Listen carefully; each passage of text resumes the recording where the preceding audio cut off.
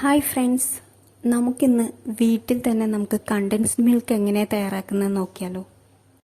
നമ്മൾ ഷോപ്പിൽ നിന്നും ഒത്തിരി വില കൊടുത്ത് മേടിക്കുന്ന ഈ ഒരു കണ്ടൻസ്ഡ് മിൽക്ക് വെറും 2 ചേരുവകൾ വെച്ചിട്ട് നമുക്ക് വീട്ടിൽ വളരെ എളുപ്പത്തിന് വളരെ ടേസ്റ്റി ആയിട്ട് എങ്ങനെ തയ്യാറാക്കുന്നത് നോക്കാം. അതിനായിട്ട് നമുക്ക് 500 ml പാല് ഒരു ചുവട് കട്ടിയുള്ള പാനിലേക്ക് 250 ml 2 കപ്പ് പാലാണ് ഞാൻ ചേർത്ത് കൊടുത്തിട്ടുള്ളത്. അതിലേക്ക് 250 ml കപ്പിൽ തന്നെ 1 കപ്പ് പഞ്ചസാരയും ചേർത്ത് നമ്മൾ യോജിപ്പിച്ചെടുക്കുകയാണ്. ഇതിപ്പോൾ നമുക്ക് മെഷറിംഗ് കപ്പ് ഇല്ലെങ്കിൽ നമ്മൾ ഏത് പാത്രത്തിലാണോ ഏത് കപ്പിലാണോ നമ്മൾ അളവ് എടുക്കുന്നത് അതേ കപ്പിൽ തന്നെ 2 കപ്പ് അളവിൽ പാലും 1 കപ്പ് അളവിൽ പഞ്ചസാര എടുക്കുക. പിന്നെ നമ്മൾ ഇതിന് ഫാറ്റുള്ള പാല് തന്നെ എടുക്കാൻ നോക്കണം. ഇത് തിളയ്ക്കുന്നത് വരെ ഹൈ ഫ്ലെയിമിൽ ഇട്ട് വേണം നമ്മളിതിനെ ഒന്ന് ഇളക്കി കൊടുക്കാൻ. പഞ്ചസാര അടി പിടിക്കാതെ നോക്കണം.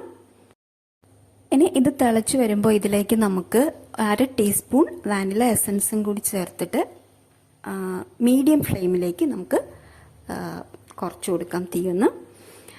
എന്നിട്ട് നമ്മൾ ഇത് പിന്നെ വിടാതെ ഇളക്കി കൊടുത്തുകൊണ്ടേ ഇരിക്കണം, ഇല്ലെങ്കിൽ ഇത് അടി പിടിക്കും.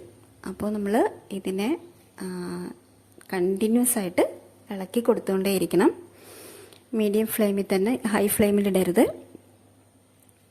ഇനി ഇതിൻ്റെ കളറൊക്കെ ഒന്ന് മാറി ഒരു ഓഫ് വൈറ്റ് കളറിലേക്ക് നമുക്ക് മാറി വരുമ്പോഴേക്കും പിന്നെ ലോ ഫ്ലെയിമിലേക്ക് നമ്മളിതിന് തീ കുറച്ച് കൊടുക്കണം. അപ്പം നമ്മളിപ്പം 500 ml പാലെടുത്തെങ്കിൽ അത് 250 ml ആയിട്ട് കുറുകി വന്നിട്ടുണ്ട്. ഈ സമയമാണ് ഇതിൻ്റെ ടെക്സ്ചർ എന്ന് പറയുന്നത്. ഈ സമയത്ത് ഇപ്പോൾ ഷോപ്പിലൊക്കെ ആണെങ്കിൽ ഈ സമയം നമ്മൾ ബേക്കിംഗ് സോഡ കൂടി ചേർക്കും, ഒരു 1/4 ടീസ്പൂൺ. ഞാനിവിടെ അത് ചേർത്തിട്ടില്ല. നിങ്ങൾക്ക് വേണമെങ്കിൽ ഒരു ചേർക്കണമെങ്കിൽ ഈ സമയത്ത് ഒരു 1/4 ടീസ്പൂൺ ബേക്കിംഗ് സോഡ കൂടി ചേർത്ത് കഴിഞ്ഞാൽ നമുക്ക് ഷോപ്പിൽ നിന്ന് കിട്ടുന്ന അതേ ടെക്സ്ചർ കിട്ടാൻ വേണ്ടിയിട്ടാണ് ബേക്കിംഗ് സോഡ ചേർക്കുന്നത്.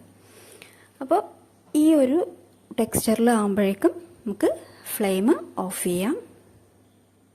ഇതിൽ കൂടുതൽ നമ്മൾ വെക്കുവാണെങ്കിൽ അത് ഒത്തിരി അങ്ങ് കട്ടിയായി പോവും.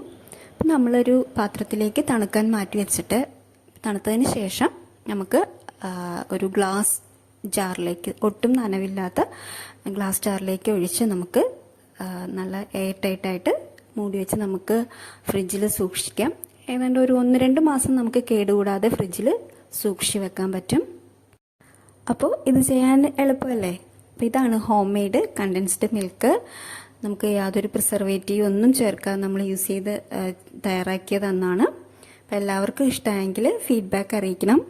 ലൈക്ക് ചെയ്യുക, ഷെയർ ചെയ്യുക, സപ്പോർട്ട് ചെയ്യുക. So bye, see you soon.